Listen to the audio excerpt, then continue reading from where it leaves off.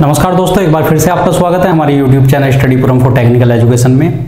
आज हम बात करेंगे ट्रांजिशन टेबल की कि किसी ट्यूरिंग मशीन के लिए ट्रांजिशन टेबल किस तरह बनाई जा सकती है। देखिए, लास्ट लेक्चर में हमने सीखा कि किस तरह एक particular language L is equals to AN और BN such that N greater than equal to 0 के लिए आपने क्या किया, ग्रेटर देन 1 के लिए आपने क्या किया, एक ट्यूरिंग मशीन डिजाइन की।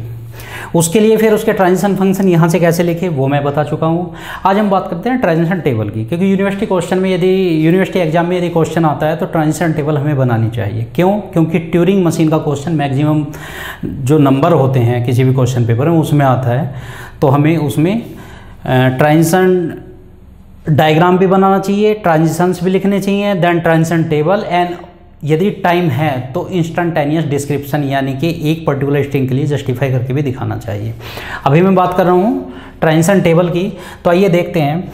ये ट्रांजिशन आपने लिखी हुई है इस with the help of this diagram, ठीक है। तो आप देखिए क्यू नोट पे कौन कौन सी है। क्यू नोट पे आपका एक तो ये है, यहाँ पे क्यू नोट है, और एक क्यू नोट यहाँ पे है। तो यहाँ का क्यू नोट है ए पे है, तो ए के नीचे जो ट्रांजिशन है वो लिख दीजिए। तो क्या लिखेंगे आप, Q1 और x को x रहने दो, राइट मूव कर जाओ, ठीक है। ये कहाँ पे है, y पे है, तो Q नोट के अंदर y पे आ जाइए, Q नोट के अंदर y पे आ जाइए, और जो इसके आगे लिखा हुआ वो पूरा ऐसा ही एज इट इज लिख दीजिए, Q3 और y और r, ठीक है। देन आप Q1 पे आइए। Q1 आपका यहाँ पे है, यहाँ पे है, यहाँ पे है, और कहाँ पे है, 3 जगह है। तो Q1 A पे क्या है आपका Q1 A पे है Q1 A और R, और सेकंड Q1 Y पे है, तो Y पे क्या है हमारा Q1 YR, Q1 Y और R, और देन हमारा है Q1 B पर यहाँ पे, तो Q1 B पे क्या है Q2 YL, Q2 Y और L, ठीक है।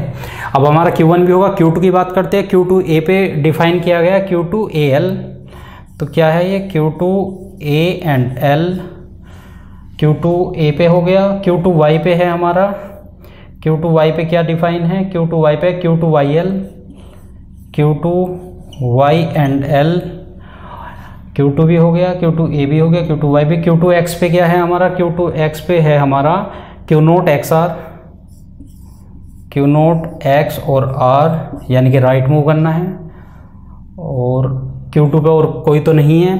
अब Q3 की बात कर लेते हैं। Q3 Y पे है, Q3 Y पे क्या है हमारा transition, Q3 YR, Q3 Y और R, ठीक है। और Q3 पे ही है हमारा, Q3 पे ब्लैंक, Q3 पे जो ब्लैंक दिया हुआ है वहाँ पे हमारा क्या है, हम पहुँच रहे हैं Q फाइनल, और ब्लैंक को ब्लैंक ही रहने देंगे, और यहाँ से लेफ्ट मूव कर जाएंगे।